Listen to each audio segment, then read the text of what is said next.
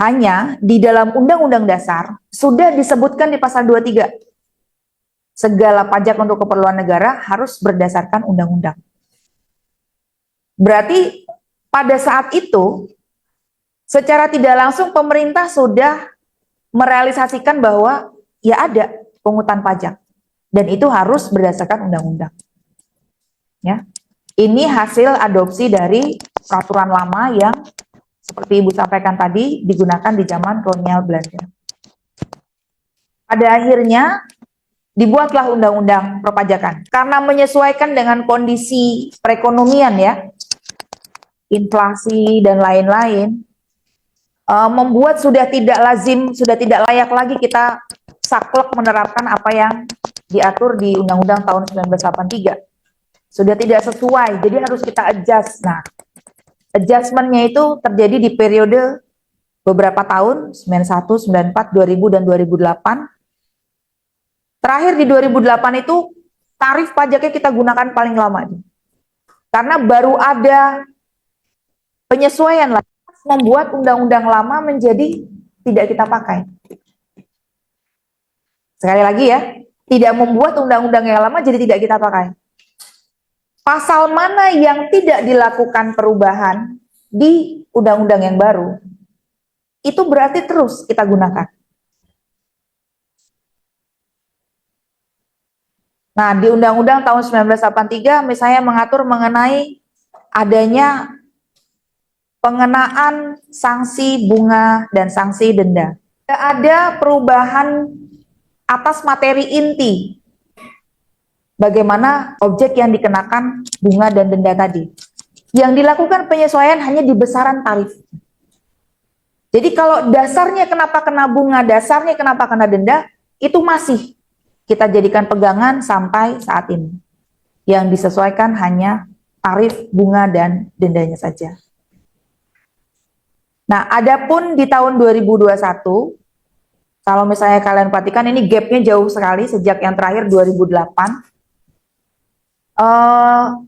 Perubahan ini tidak hanya di undang-undang perpajakan saja. Pemerintah waktu itu melakukan perubahan atas hampir semua undang-undang yang diterbitkan di Indonesia sampai ke undang-undang agraria, pertanahan, notariat, dan lain-lain. Tetapi isinya secara kurang lebih garis besarnya sama, hanya yang perlu dilakukan penyesuaian saja. Semuanya gitu. Itu berarti semuanya baru? Tidak. Hanya yang mengalami perubahan saja. Yang perlu disesuaikan, kita bisa baca. Secara pengertian, hukum pajak ini disebutkan oleh beberapa pakar ekonomi.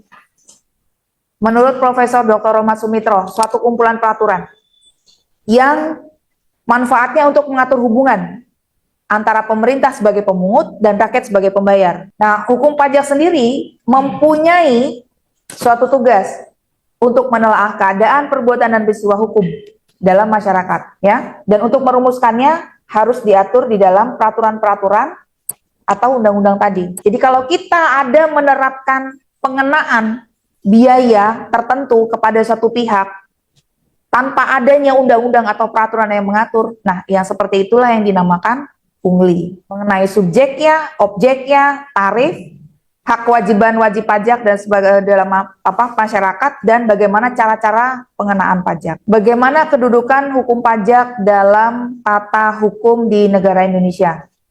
Kalau kita perhatikan alur yang ada di sini, maka kita bisa lihat bahwa hukum pajak itu naik dikit ya, dia bagian dari hukum administrasi negara. Sementara hukum administrasi negara bagian dari hukum publik. Menjalankan kewajiban pelaporan, bagaimana cara ya, yang mengatur mengenai cara, kemudian bagaimana definisi, pengertian-pengertian. Kita harus sepakat dulu mengenai apa istilah wajib pajak. Wajib pajak itu apa sih gitu.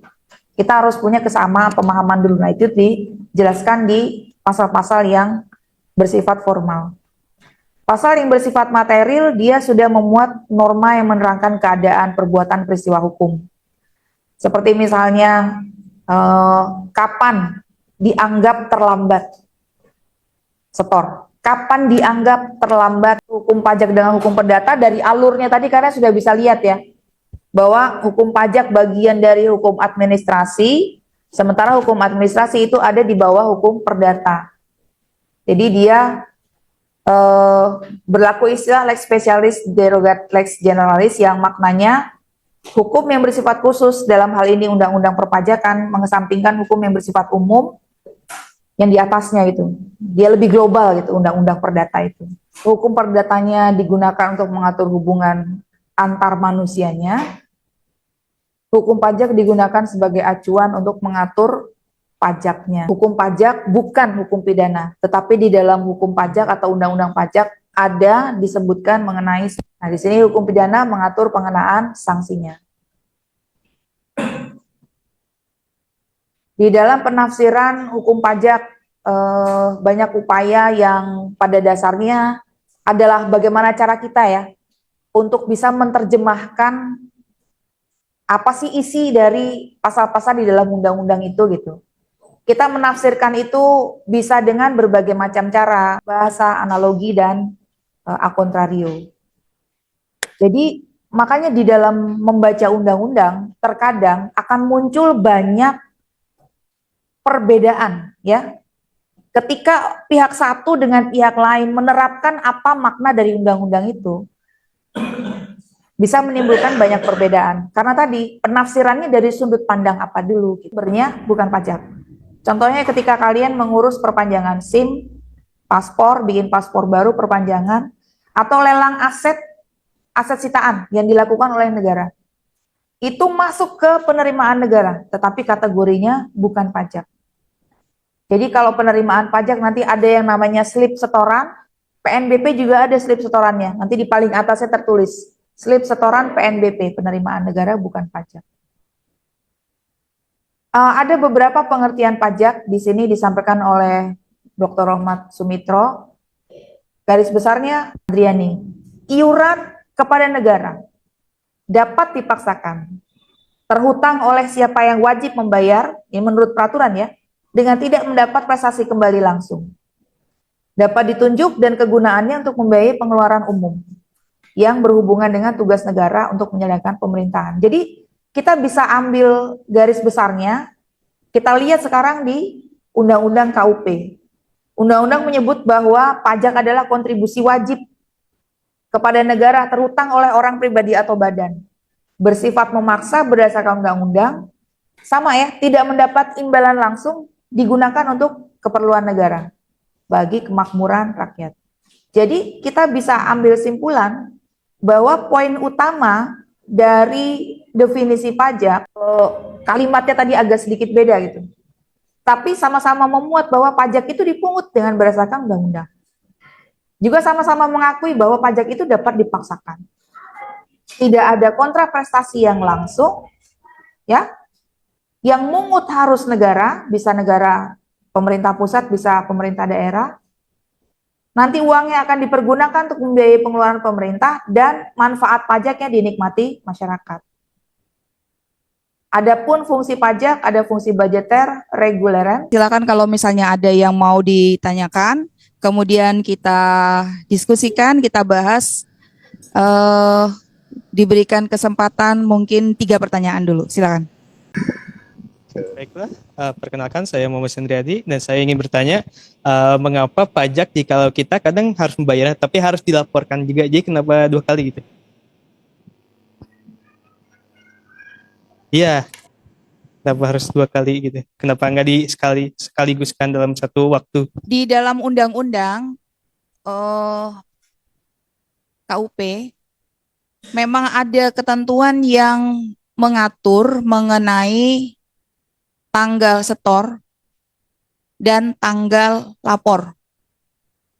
Setor itu untuk setoran pajaknya, sedangkan lapor untuk lapor SPT-nya. Nah, SPT, baik dia SPT massa maupun SPT tahunan.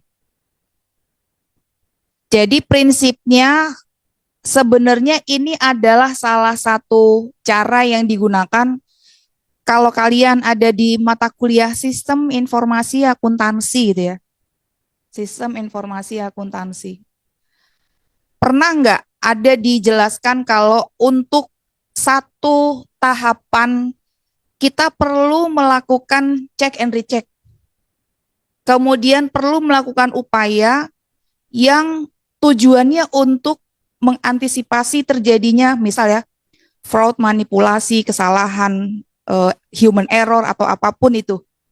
Salah satunya dengan contoh yang paling sederhana, siapa yang mengelola uang masuk, jangan tunjuk dia juga untuk mengelola uang keluar. Kalau keuangan pribadi sih terserah ya. Uang-uang kita, ya kita yang nerima, kita mengelola uang itu, mau kita keluarkan berapa, kita yang tahu. Masih ada sisa atau tidak, mau kita bikin ada sisa berapa. Tapi kalau keuangan usaha, di mana usaha ini kan bukan kita sendiri. Ada karyawan yang mungkin tidak ada hubungan keluarga sama sekali. Bahkan dengan keluarga kalau udah duit urusannya bisa beda kan? Ya. Jadi usahakan siapa yang pegang uang masuk, jangan juga dia yang pegang uang keluar. Tujuannya buat apa tadi? Check and recheck. Uang masuk ada berapa secara nominal uang, kemudian dokumen pendukungnya apakah mendukung, bagaimana dengan uang keluar. Kalau misalnya dipegang oleh satu orang yang sama, bisa diatur-atur dong. Namanya laporan keuangan kan, ada yang sampai nyebut, Bu, namanya laporan keuangan kan tinggal bagaimana kita mencatatnya. Betul, tinggal bagaimana kita mencatatnya. Makanya diperlukan kejujuran, ya kan? Dan taat asas tadi. Nah, ini juga prinsip yang diterapkan buat di sini gitu loh. Kalau sudah setor, ada dokumen pendukungnya enggak? Bahwa memang iya kamu sudah setor, bukan cuma sekedar bilang, udah loh Pak, saya udah bayar gitu. Mana buktinya? Tujuannya itu. Tetapi apa yang kamu tanyakan tadi, itu sekarang difasilitasi. Saat ini ya, di 2025, difasilitasi sehingga yang namanya PPh pasal 21, apabila sudah dibayar, baru nih, sekarang menu PPh 21-nya di Kortek lagi hilang. Katanya untuk mengakomodir ini. Kalau sudah dibayar, yang pajaknya 0,5% dikali penghasilan bruto. Ini sudah diterapkan di 2024 kemarin. Kurang lebihnya mohon maaf, kita cukupkan dengan hamdalah. Alhamdulillahirabbil alamin. Buat yang online, terima kasih banyak atas kesediaannya sudah bergabung. Semoga besok kita bisa mulai lagi di jam berapa besok? 9.30 sama ya? Baik. Terima kasih. Wassalamualaikum warahmatullahi wabarakatuh.